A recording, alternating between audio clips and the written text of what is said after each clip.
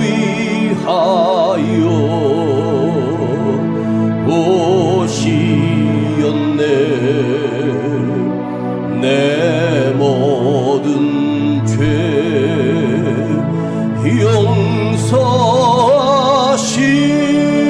용서하시고 죽음에서 부활하신 나의 구세주,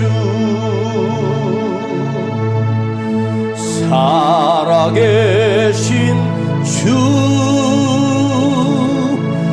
나의 참된 소망, 걱정 근심 전혀 없네. 사랑의 주, 내 갈 길 인도하니 내 모든 삶의 기쁨 늘 충만하네. 살아계신 주, 살아계신 주, 나의 참된 소망, 걱정 근심 전혀 없네. 사랑의 주, 내 갈 길 인도하니 내 모든 삶의 기쁨 늘 충만하네.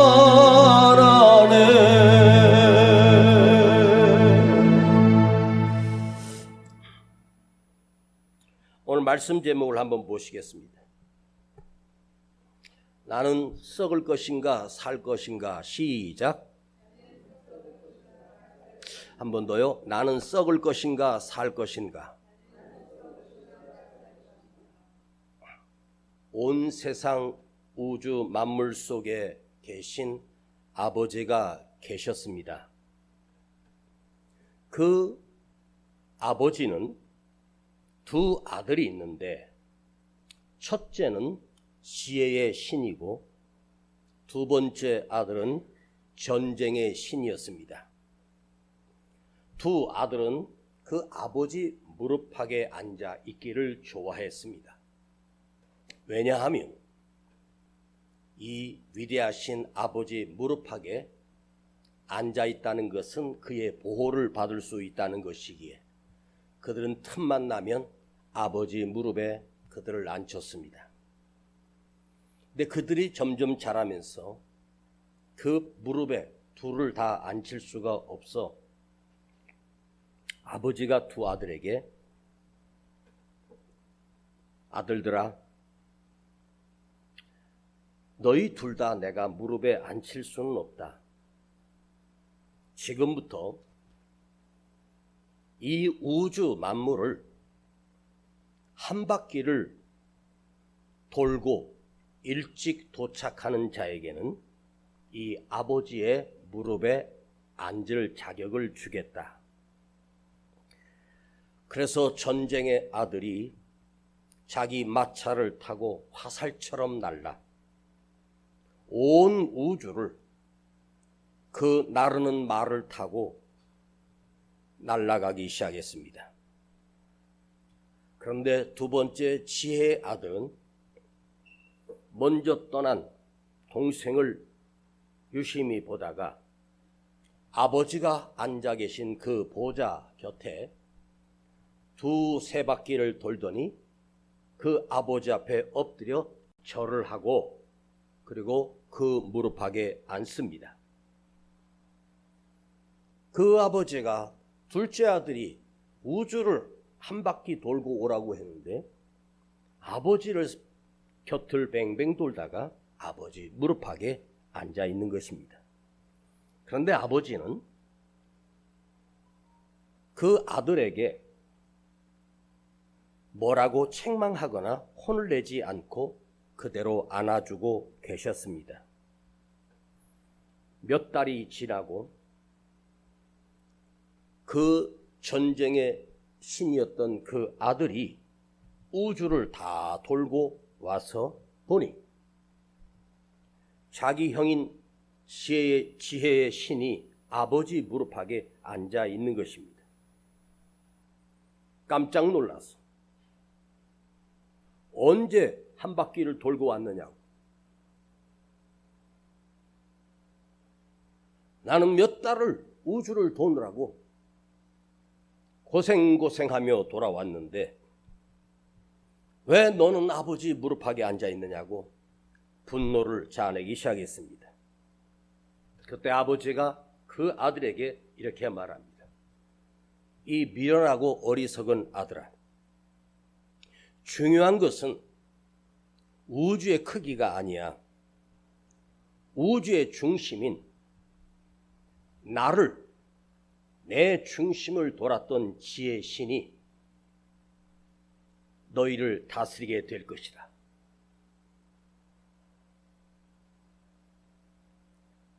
이 이야기는 우주의 아버지신 하나님을 뜻하는 것 같은 뉘앙스를 우리에게 보여주고 있습니다.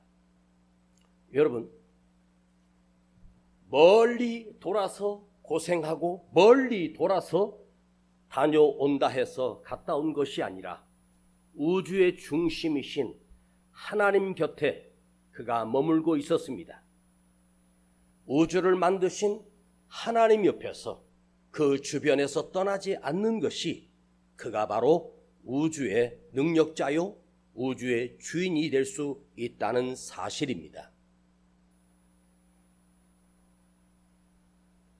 저 먼 곳에 무엇가 있는지 보이지 않아도, 그 멀리까지 나가지 않아도 그것을 만드신 아버지 하나님 안에 내가 있다면, 그 아버지 하나님의 창조하신 그 모든 만물 속에 아버지 손에 있다면, 그 아버지 품 안에 있으면 그 아들 또한 아버지의 전능한 지혜와 능력을 함께 겸비하는 지혜자가 되는 것입니다. 사랑하는 여러분, 전쟁의 신이었던 그 어리석은 아들은 자기 나른 마차를 타고 몇 달 동안 전 우주를 돌고 왔으나 그는 그 자리를 빼앗기고 말았습니다. 여러분이 세상을 살면서 무엇을 이루고 무엇을 얻고 뭔가 성공하기 위해서 몸부림치고 허덕이며 살고 계십니다. 그리고 내가 하는 것이 옳고 내 주장이 맞고 나의 행동을 하며 숨을 헐떡이며 땀을 흘려가며 그렇게 살다가 인간은 비참하게 죽음을 맞게 됩니다. 싸우고 움켜쥐고 늘 공허합니다. 아무리 많은 것을 채우고 아무리 많은 재산을 가졌다고 해도 인간의 가슴 속에는 내가 가진 그 재산만큼이나 내가 가진 그 물질만큼이나 오히려 우리의 가슴은 텅 비어 있고 매일매일 속으며 자기 자신에게 사기당하며 살고 계시진 않습니까? 아버지의 창조하신 우주를 돌아온 어리석은 자처럼 자기 빠른 말을 타고 로켓보다 더 빠른 말을 타고 우주를 돌았어도 그는 아무것도 얻은 것이 없습니다. 여러분, 믿음이 곧 지혜요, 지혜가 곧 믿음입니다.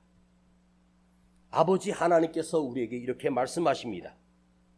여호와를 가까이 함이 너에게 복이다. 하나님을 가까이 함이 너에게 복이니라. 내가 너를 떠나면 너는 아무것도 이룰 수 없느니라. 내가 너에게 가까이 다가갈 때가 있어. 내가 너를 가까이 하실 때 너는 나를 찾으라. 너는 나를 부르짖으라. 하나님이 말씀하십니다. 여러분 지갑에 현금이 어느 정도 들어 있습니까?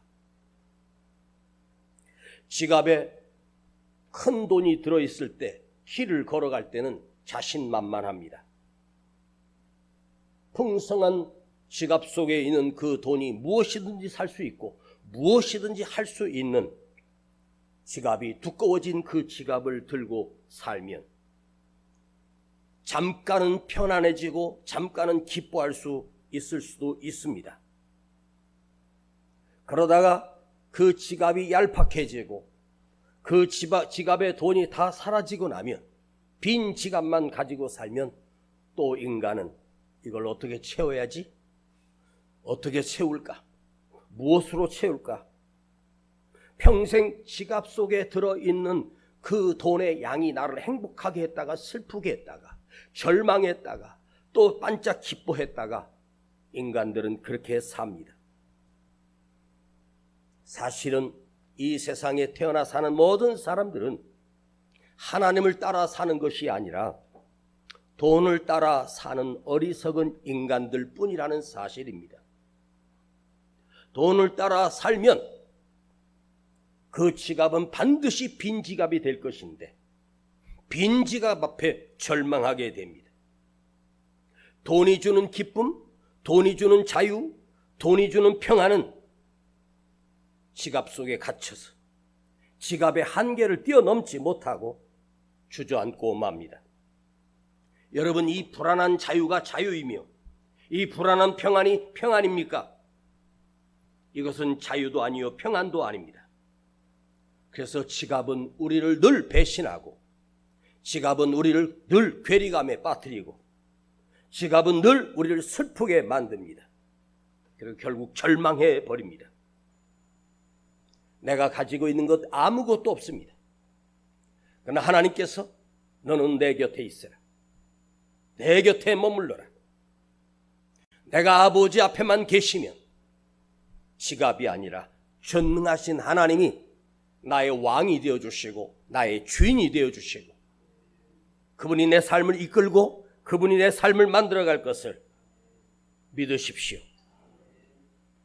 가진 것만큼 행복하고 없는 만큼 불행해지는 거기에 더 이상 속지 마십시오. 한 가지는 기억하십시오. 하나님께서 우리를 살아갈 동안에 지갑 속에 좀 부족하더라도 하나님은 나를 먹이시고 입히시고 살리시는 전능하신 하나님이십니다. 저도 지갑이 있는데 제 지갑에는 현찰이 하나도 없고 미국 돈 2달러짜리가 한 장 딱 들어 있습니다.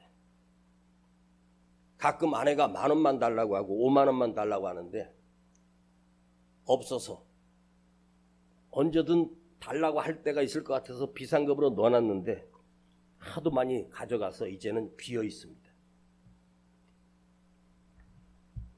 빈 지갑의 자유. 그런데 현찰은 쓸 수 있는 현찰은 하나도 없는데 저는 제 지갑 속에 하나님보다 더 전능하신 카드님이 계십니다. 이 카드님은 무엇이든지 사고 싶을 때 긁기만 하면 다 살 수 있습니다. 그 카드님은 참으로 위대하신 분입니다. 무엇이든지 다 살 수 있습니다. 그 카드.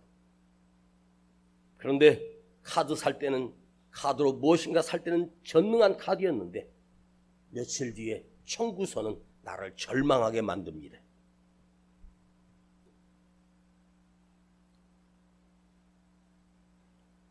제가 언젠가 말씀드렸는데 다시 한번 말씀드리겠습니다. 오스트레일리아, 호주하고 하와이 사이에 아주 작은 섬나라가 하나 있습니다. 그 섬나라 이름이 나우루스라고 하는 나라입니다. 나우루스라고 하는 나라가 국토 면적이 고작 21평방킬로미터입니다. 그러니까 그 크기가 우리나라의 독도의 3분의 1도 안 되는 손바닥만한 땅입니다. 그 큰 섬에, 큰 바다에 조그만 섬이 있으니 비둘기와 엘버르트라고 하는 바다에 사는 새들이 나르다가 거기서 쉬었다가 새끼를 낳고 새끼를 키우는 갈매기의 섬이었습니다. 그 갈매기들이 그 섬에 와서 새끼를 낳고 그 갈매기들이 배설물을 거기다가 아무데나 배설물을 사정없이 수백 년 동안 수천 년 동안 갈매기와 엘바토로 새들이 거기서 새끼를 낳고 거기서 분비물을 배출시켰습니다. 그런데 이 땅이 가치가 없는 땅이어서 썩은 똥냄새만 나는 땅입니다. 그런데 그 비둘기가 배설했던 그 배설물이 흙과 섞이고 바닷물과 섞이면서 그것이 배설물이 아니라 인광석이라고 하는 반도체를 만들 수 있고 탄소를 만들 수 있고 비료를 만들 수 있고 여러 가지를 만들 수 있는 기가 막힌 재료가 그 섬에 3m, 4m 두껍게 그 배설물이 계속해서 수만 년 동안 거기서 배설돼서 쌓인 땅입니다. 1888년에 이 섬 안에 있는 이 인광석이 갑자기 공장이나 뭘 만드는 데서 필요하여 그 인광석을 채취하여 팔면 화학 비료나 또한 많은 재료들을 만들 수 있는 엄청난 덩어리의 재료가 거기서 나오기 시작했습니다. 이 비둘기 똥이 산호초와 섞이면서 석화되면서 그것이 바로 좋은 재료가 된 거예요. 처음에 사람들이 거기에 그것을 채취하러 갔다가 그 땅이 너무 좋으니 거기서 주저앉아 있었고, 그리고 1968년에 나우루스가 공식적으로 나라로 독립이 되어버렸습니다. 그러니까 그 나우루스 국민들은 그 엄청난 자원이 자기들의 재산이 됐습니다. 그때부터 기계들을 수입해 와서 그 인광석을 땅 깊이서부터 파내기 시작했습니다. 파내도 끝이 없는 인광석이 나옵니다. 그것도 최고 품질 좋은 인광석입니다. 이걸 채취해서 팔다 보니 엄청난 돈이 모이고 소득이 돼서 아무 곳에나 파면 다 나와요. 이걸 팔아서 그들이 돈을 벌기 시작했고, 거기에 사는 사람들이 전혀 세금도 없이 그거 팔았던 금액을 전부 다 그 사람들에게 나눠주기 시작했습니다. 1980년 초에 나우루스 국민들은 1인당 소득이 3만 불에서 5만 불이 되는 최고의 선진국이 되었습니다. 국민들이 돈이 많아지니까 비행기를 타고 전세기를 타고 외국으로 여행 다닙니다. 고급 스포츠카를 타고 다닙니다. 거기 저 끝에서 여 끝까지 차를 운전하는 키로수는 겨우 16km밖에 안 됩니다. 그러니 그 돈으로 집을 짓고 해외여행을 다니고, 그리고 해외에서 수입해들은 통조림, 깡통, 바베큐 이런 것을 수입해서 그들은 집에서 매일매일 파티를 하며 살았습니다. 여러분, 그런데 그 기간이 딱 10년 만에, 정확하게 딱 10년 만에 그 전국민 1만 명 정도가 당뇨에 걸렸고 비만증에 걸렸고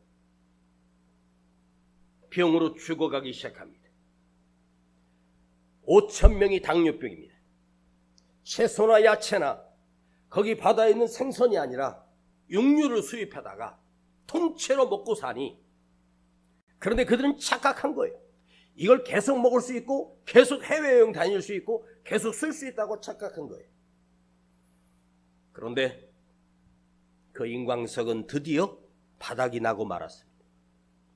이제 수입이 절대 없어졌습니다. 그때서 그들이 후회했습니다. 우리 배를 만들어 나가서 고기를 잡아서 생선을 잡고 여기다가 나무를 심고 곡식을 심자, 그렇게 정부에서 추천을 했지만 그 사람들은 절대 그 일을 하지 않습니다. 왜? 평생 놀고 먹는 것에 익숙해져 일할 줄도 모르고 일하기를 싫어했습니다. 일할 마음도 없습니다. 그 안에서 그들은 점점점 죽어가고, 지금은 나라는 있지만 나라의 재산보다 빚이 1000배나 더 많은 멸망하는 나라가 되고 말았습니다. 정부에서 전 국민에게 15만 원 주고 10만 원씩 주는데 경기를 살린다고 하는데 어느 정도 효과는 있을 수 있겠습니다. 받아서 먹을 때는 좋을 수 있지만 여러분, 대한민국 빚이 지금 얼마나 많이 늘어나고 있는지 아십니까? 이대로 쭉 가면 대한민국도 나우루스처럼 부도나는 나라가 될 수도 있습니다. 그 작은 나라가 그 인광석이라고 하는 그 재료를 가지고 펑펑 쓰면서 20년을 살았습니다. 그런데 나우루스의 그 비극은 나우루스의 비극이 아니라 넓게는 우리나라의 이야기도, 전 세계 나라 이야기도 될 수 있다는 사실입니다. 이걸 좀 더 축소시키면 우리 내 개인의 삶이 될 수도 있습니다. 우리 또한 펑펑 먹으면서 쓰게 되면 기술을 배우겠습니까? 공부를 하겠습니까? 노력을 하겠습니까? 자기 생명을 갉아먹다가 끝나버리는, 망해버리는, 썩음을 당하게 되는 비참한 인생이 바로 이 나우루스의 사건이 오늘 우리에게 이 메시지를 주고 있습니다. 돈만 있으면 된다고 하지만 여러분, 5만 원짜리 돈에다가 자기 이름을 쓰고 내 거라고 한번 써보십시오. 펜으로. 그 5만 원짜리가 영원히 내 것이 되겠습니까? 절대 아닙니다. 모세가 40년을 이스라엘 백성들을 인도하고 광야 가나안 땅에서 이스라엘 백성과 함께 하다가 젖과 꿀이 흐르는 가나안 땅, 이스라엘 백성들을 40년 동안 인도하고 모압 평지에서 하나님께서 모세야, 너 거기 그만둬라. 그리고 너의 비서인 여호수아에게 내가 지도자로 삼겠다. 모압 평지에서 모세의 그때 나이는 120세였습니다.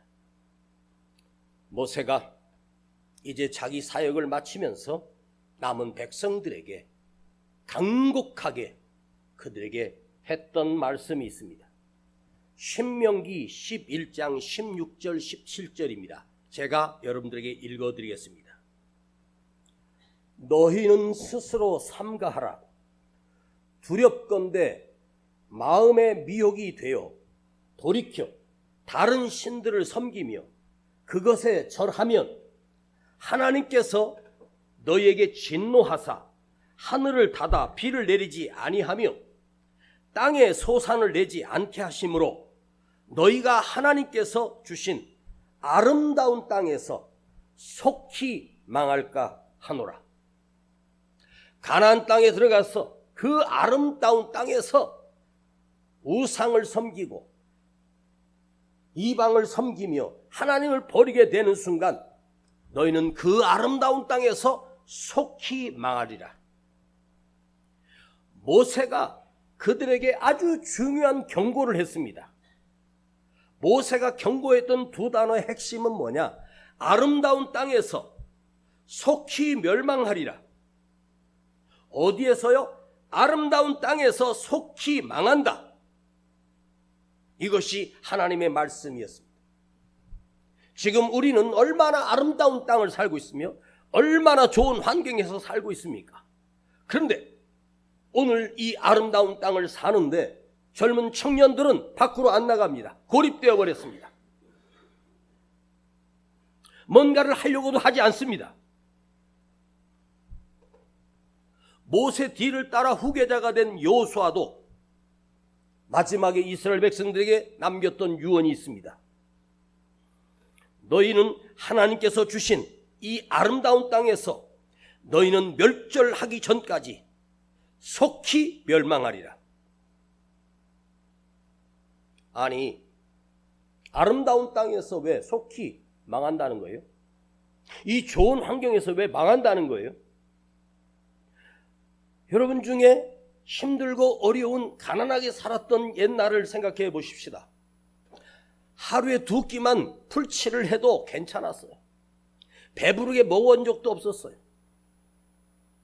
그때 쌀이 어디 있었습니까? 쌀은 너무 귀했습니다.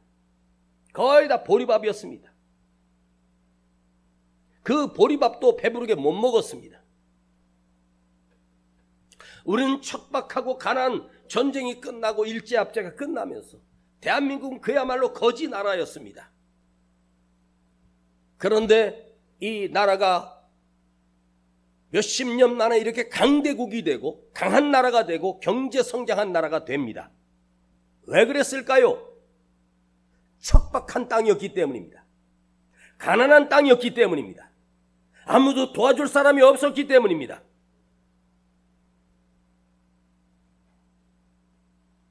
사람은 어디서 망하느냐? 넉넉한 곳에서, 아름다운 땅에서, 모든 것이 다 갖춰진 곳에서 인간은 멸망한다는 것입니다. 그런데 척박한 땅에 살면 안 망합니다. 그 척박한 땅에 물꼬리를 이어서 거기서 농사를 짓습니다. 움막을 짓고 열심히 일합니다. 척박한 땅에서는 안 망합니다. 아름다운 땅에서는 인간은 망하게 되어 있습니다. 척박한 땅은 땀을 흘리고 수고하고 애쓰고 손금이 다 달고 손이 다 사라질 때까지 일하며 먹고 삽니다. 우리는 좋은 환경이 나를 풍요롭게 만들고 좋은 환경이 나를 행복하게 만들 줄 생각하는데 아니라는 것입니다. 이게 성경이고 하나님의 말씀입니다. 여러분, 나에게 좋은 환경이 주어졌으니까 나는 복이다? 아닙니다. 여러분이 어려운 환경을 만나고 길이 없고 답답하고 꽉 막혀 있고 앞이 캄캄한 것, 내 인생이 척박해졌고 비참해졌습니다. 그때가 기회요. 그때가 하나님을 부르는 시간이 됩니다. 어느 인간이고 풍족한 곳에서 겸손해진 자가 없고 풍족한 곳에서 망하지 않은 왕이 없습니다. 넘게 넘치는 곳, 풍요 속에서 자기가 죽어가는 줄도 모르고 망합니다. 부자 아버지, 부자 엄마가 자식들을 외국으로 유학을 보냅니다. 그 엄청난 돈을 들여서 유학을 보냅니다. 거기 생활비, 또 학비, 또 여러 가지 생활비 여러 가지 하면 한국에서 그 자식 하나 보내려면 수만 불을 보내줍니다. 그 좋은 환경에서 교육을 받고 거기서 공부하라고 보냈는데 그 자식이 거기서 술을 배우고 도박을 배우고 마약을 배우고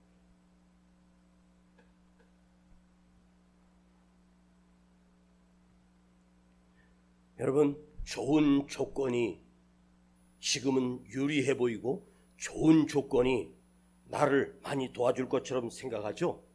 사람은 좋은 조건이 되잖아요. 그러면 고생할 필요가 없어요. 그냥 손만 닿으면 다 있어요. 지갑에 열면 돈이 수억이 쌓여 있어요.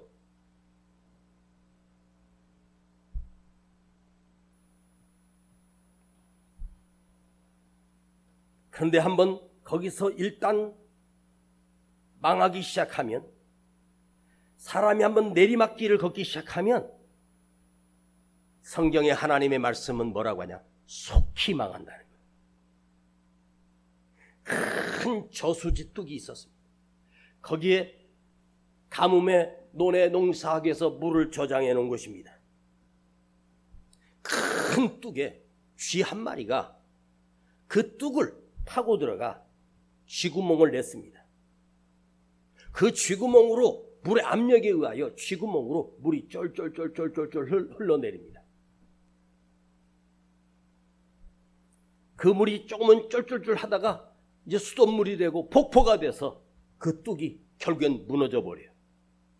대수롭지 않게 여겼던 손가락 크기만한 작은 구멍이 물이 계속 압력을 받다가 이제 뚝 자체가 무너지는 걸 볼 수 있어요. 여러분, 망할 때는 신속히 망합니다. 내가 망하고 있는 줄도 모릅니다. 세월호를 타고 갔던 우리 어린 학생들 자녀들이 그 배를 타고 수학여행 갈 때 얼마나 행복했겠습니까? 근데 그 배는 처음부터 문제가 있었어요. 더 많은 짐을 세우고 더 많은 차를 거기다가 싣고 배가 100톤을 해야 될 배에 350톤을 갖다 얹은 거예요. 그러니 배가 문제가 있잖아요. 더 많이 운임비를 하려고 더 많이 돈을 벌려고 한번 운행하는데 결국은 파산되고 말았습니다. 우리 더 잘 살려고 몸부림치고 더 많이 모으려고 몸부림치고 지갑에 더 많은 돈을 채우려고 몸부림칩니다. 기업도 망하고 나라도 망합니다. 망한다는 말은 사라진다는 말입니다. 나라도 사라지고 기업도 사라집니다. 백제 고구려 신라가 지금 있습니까? 더 이상 존재하지 않습니다. 1000년 전의 신라는 사라졌습니다. 아시아의 7교회가 지금 있습니까? 흔적도 없이 사라졌습니다. 지금 우리는 여기 살고 있고 존재하고 있습니다. 분명히 존재하고 있습니다. 나는 환경이 안 좋기 때문에, 상황이 안 좋기 때문에 힘들어. 생각해 보십시오. 내가 하려고 한다면 무엇이든지 할 수 있는 기회의 땅에 살고 있습니다. 분명히 나는 여기 지금 존재하고 있고 저는 지금 여기 서 있습니다. 그러나 이 시간이 지나가고 저 또한 한 줌의 재가 되어 가루가 되어 뿌려지고 끝날 것입니다. 흔적도 없이 사라집니다. 34절을 한번 보시겠습니다. 34절입니다. 13장 34절 시작. 또 하나님께서 죽은 자 가운데서 저를 일으키사 다시 썩음을 당하지 않게 하실 것을 가르쳐 가라사대 내가 다윗의 거룩하고 미쁜 은사를 너에게 주리라 하셨으니. 여러분, 다윗 왕도 죽어서 한 줌의 재가 되었습니다. 다윗도 죽어서 썩음을 당했습니다. 그런데 하나님께서 육체는 썩음을 당했지만 하나님께서 그를 거룩하게 여기시고 아름답게 보셔서 그 다윗은 지금 어디 있습니까? 하나님 앞에 가 계십니다. 피시디아 안디옥 회당에 들어가 설교하고 있는 사도 바울은 그분이 누구냐? 그분이 예수 그리스도다. 너희가 예수 그리스도를 믿으면 그들은 썩음을 당했지만 썩음을 당치 않고 살아있다고 사도 바울이 외치고 있습니다. 죽은 자 가운데서 다시 살리심을 얻었다. 눈으로는 썩었는데 썩음을 당하지 않고 하나님께서 다시 새 생명을 일으켜 주셨다. 하나님께서 주의 거룩한 자로 썩음을 당치 않게 하시리라. 그대여, 그대가 한 세상을 살다가 썩음을 당해 사라지는 자가 아니라 하나님께서 내 안에 있는 이 믿음으로 인하여 썩음을 당하지 않게 다시 일으키리라.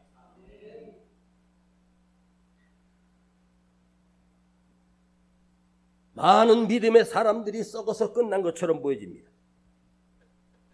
위대한 다윗 왕도 죽으면 썩어짐을 당합니다. 그러나 그 안에 살아계신 하나님이 계셨습니다. 옛날의 황제들은 죽으면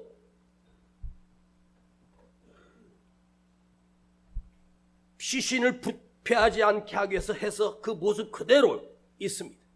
북한에 가면 김일성, 김정일 그 시신을 갖다가 방부제로 해가지고 마치 살아있어서 누워있는 것처럼. 살아있는 거예요?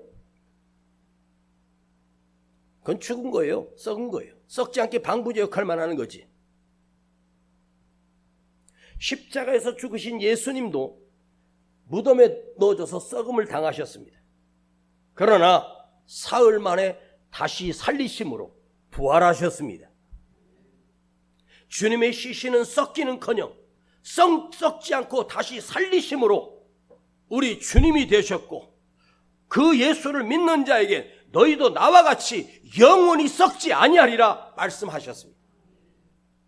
사도 바울이 왜 이걸 강조할까요? 누구든지 그 안에 예수가 있는 자는, 누구든지 그 안에 예수의 생명이 있는 자는 그 생명으로 말미암아, 그 생명으로 인하여 영원히 썩지 않는 영원한 생명을 갖게 된다는 것입니다. 주님만이 우리를 영원히 살릴 수 있는 참 생명입니다.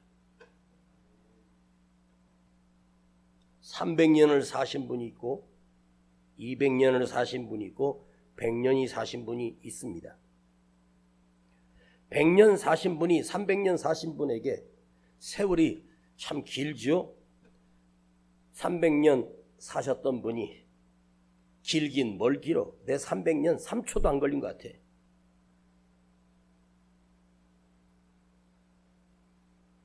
그러면 500년, 1000년, 만년 영원히 살지 못하는 우리 죄인들, 여러분 곧 죽어 썩음을 당해 내 시신이 화장터에 기름을 떼서 단 50분에서 70분 사이에 뼈 조각만 남아 나오게 될 것입니다.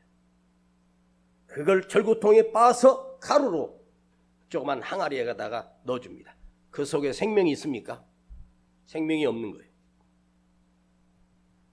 그런데 인간은 그 뼈 조각에다가 생명을 걸어요. 자식들이 내 뼈 조각을 가장 좋은 곳에다가 주고 매일 명절마다 매달마다 찾아와서 그 가서 조문하고 어루만져 준다고 내가 느낄 수나 있습니까? 없는데 그것은 아무런 의미가 없습니다. 그리고 3년, 4년, 5년만 지나면 자식들도 찾아오지 않습니다. 찾아올 필요가 없습니다. 여러분, 오늘 여러분의 입으로 선포하십시오. 나 죽어 장례 치르고 뭐 비싼 데다가 넣을 생각도 하지 말고 찾아올 생각하지 마. 얘들아, 이 엄마는 하늘에 있으니까 하늘에서 만나자. 이 아버지는 하늘에 있을 거야. 하늘에서 만나자. 그렇게 자녀들에게 말하십시오. 우리는 하늘에 가야 볼 수 있는 사람이 되어야 되지 않겠습니까? 그대는 하늘에 가서 있어야 될 존재가 아닙니까?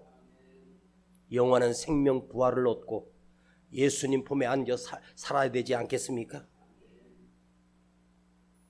지금 살아있다고 아직 멀었으니까 죽을 사자라 보면 날일자에다가 옆에 저녁석이 있고 한쪽에 칼비가 있습니다. 캄캄해질 때 칼이 날라와 나를 죽입니다. 그것이 죽을 사입니다. 캄캄한데 보이지도 않는 곳에 칼날이 날라와 나를 죽이는데 그 죽음을 막을 자가 어디 있겠습니까? 그대 삶이 오늘 척박하고 가난하고 힘겨운 고통 속에 살아가고 있는 이 척박하다고 하는, 왜 예수님이 척박한 십자가를 지셨습니까? 왜 예수님은 나사렛 그 촌동네에서 척박하게 사셨습니까? 예수님은 왜 그 저주를 당하시고 그 척박한 십자가에서 죽으셨습니까? 썩음을 당하지 않고 영원히 살리심을 얻기 위하여, 새 생명으로 다시 일어나시기 위하여.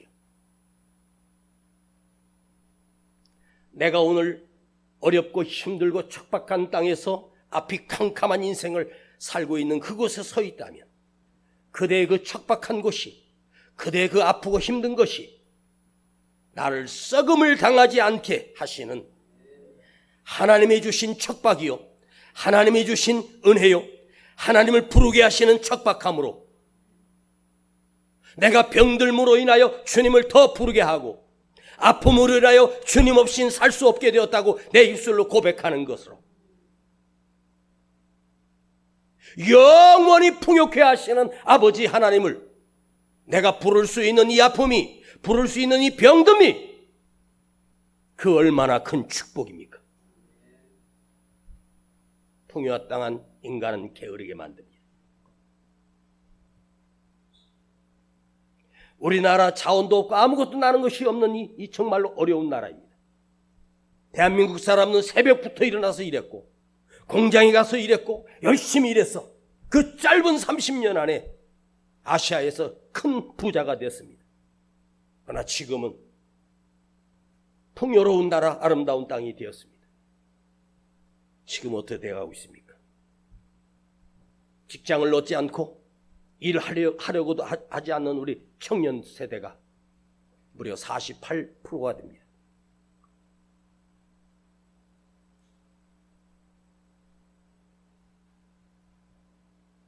그래서 척박한 땅이 하나님이 있는 풍요의 땅으로 바뀌는 거예요.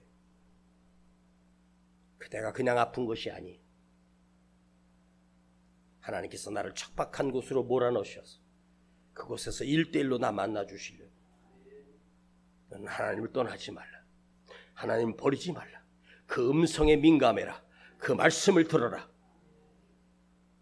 오늘 그대가 척박하고 앞이 캄캄하고 참으로 한숨으로 살 수밖에 없습니까? 척박함을 인정하고 이 척박에서 나를 구해줄 자는 나의 아버지 하나님밖에 없다는 사실을 고백하며 하나님을 찾으십시오. 그대 삶이 비참해도, 그대 삶이 아파도 내 안에 있는 이 믿음 하나로 다른 건 아무것도 없어요. 지갑은 비어 있어도 가슴 안에, 여기 안에 예수가 들어있어야 너는 썩음을 담지 않고 영원한 생명을 산다. 믿음을 지키며 산다는 것보다 더 복되고 더 거룩한 일은 없습니다.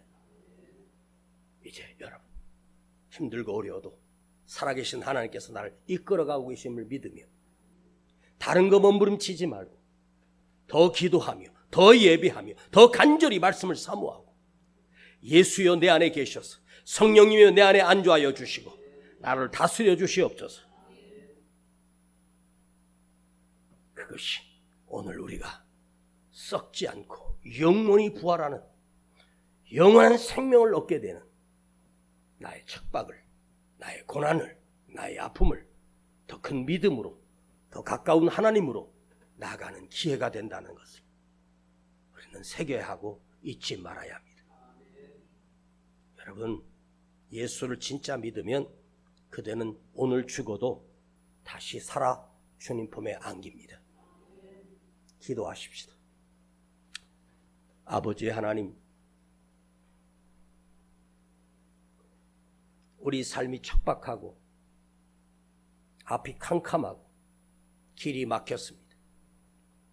주여, 이 위기에 내 머리를 쓰지 않게 하시고 내 생각으로 하지 않게 하시고 주님의 뜻을 보게 하시고 주님의 말씀을 듣게 하시고 주님의 뜻을 위하여 내가 순종하게 하시고 주님이 이끌어 가심을 믿고 엎드려 기도하게 하시고 내 입술로 주여 부르게 하시고 주님을 의지하게 하여 주시옵소서.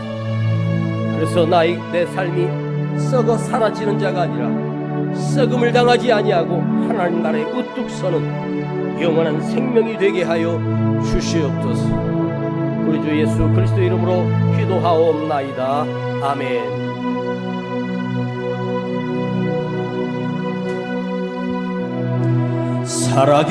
살아계신 주 나의 참된 소망 걱정 근심 전혀 없네 사랑의 주 내 갈 길 인도하니 내 모든 삶의 기쁨 늘 충만하네. 이 시간 예물 드립니다. 주 안에서 거듭난 생명 도우시는 주의 사랑 참 기쁨과 확신 가지고 예수님의 도우심을 믿으며 살리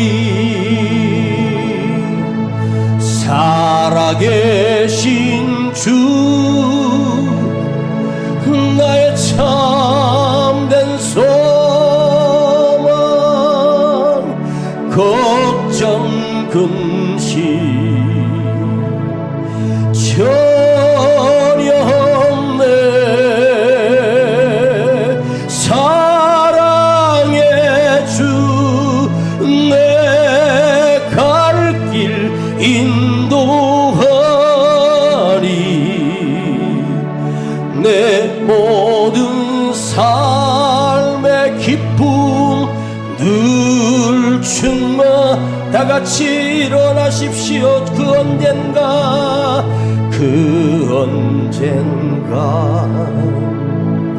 주 뵐 때까지 주를 위해 싸우리라 승리의 길 멀고 험해도 주님께서 나의 앞길 지켜주시리. 또 손 높이 들고 살아계신 주 살아계신 주 나의 참된 소망 걱정 근심 전혀 없네 사랑의 주 내 갈 길 인도하니 내 모든 삶의 기쁨 늘 충만하네. 두 손을 가슴에 모시고 기도하겠습니다. 아버지, 저 안에 살아계신 주님이 계시옵소서. 살아계신 우리 주님이 저 안에 두려움을 몰아내고 평안을 주시고 기쁨을 주시옵소서. 나는 허덕이며 잠 못 이루고 두려움 속에 떱니다. 주여, 주님은 나를 살리시는 분이요 나를 고치시는 분이요 내 생명의 주인이십니다.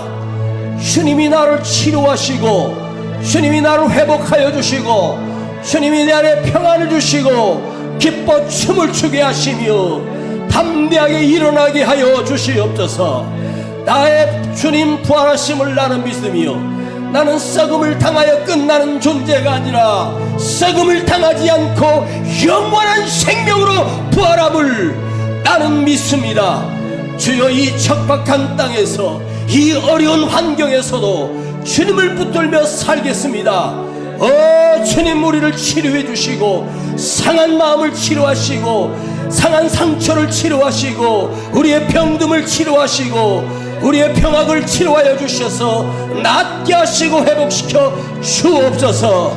예수 이름으로 명하노니 더러운 병만은 떠나갈지어다, 두려움은 떠나갈지어다, 악한 사단은 떠나갈지어다. 주여 부르고 기도합니다. 주여 아버지 하나님 감사합니다. 나는 썩음을 당하지 않을 예수의 생명이 내 안에 있습니다. 부활하신 주님이 내 안에 계십니다. 그 부활의 주님이 나와 평생을 함께 하시고 부활의 주님을 붙들고 내가 살겠습니다. 아버지 하나님, 주여 내가 비틀거리며 흔들리며 낙심하며 이제 더 이상 아버지 망해가지 않게 하시고 저희 척박한 땅에서 주님을 부르게 하시고 참 생명이신 주님을 만나게 하시고 내가 주님 곁에 있겠습니다. 주님과 함께 있겠습니다. 주여 주님의 무릎 하각에 나를 앉혀주시고 나를 고치시고 치료하여 주시고 회복시켜 주셔서 그리스도의 십자가의 죽으심이 나의 생명을 구원하셨음을 믿고 나는 썩음을 당하지 않고 다시 살아나며 나는 사는 자가 되게 하옵소서. 썩음을 당하여 끝나는 존재가 아니라 영원히 사는 존재로 내가 살겠습니다. 오 주님, 내 안에 오셔서 나를 사로잡아 주시고 나의 주인이 되어 주시고 나의 왕이 되어 주시옵소서. 충만한 은혜가 내 삶에 넘치게 하여 주옵소서.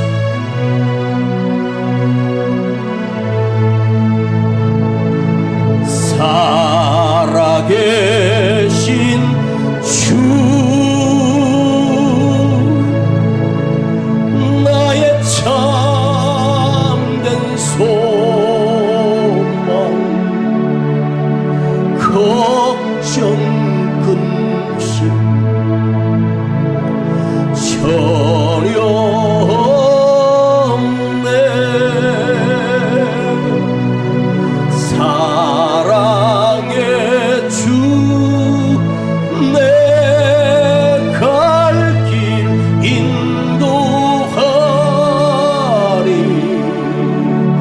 내 모든 삶의 기쁨 늘 충만하네.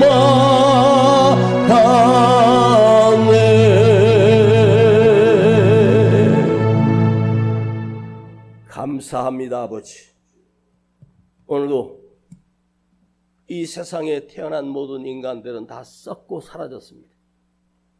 그러나 오늘 우리에게 참 생명을 주신 아버지, 부활의 주님이 되신 나의 주님, 주님을 만날 수 있는 기회와 주님의 택함을 받은 은총을 우리에게 주셔서 이 말씀을 듣도록 인도해 주심을 감사드립니다.